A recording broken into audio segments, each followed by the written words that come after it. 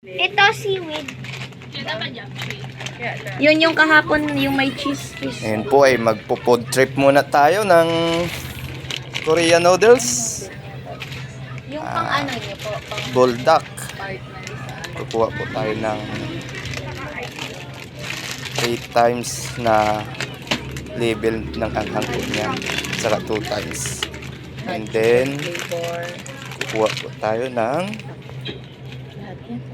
cheese Pilianan ramen. sa'yo, magbili ka na lang dyan. At dadagdagan po natin ng Hindi yan, doon niyo sa likod. Ito yung sobrang anghang na cola. Cola? kimchi. Ito po. Testahan po natin kung gaano kaanghang ang Korean noodles. Kung kakayanin po ba natin.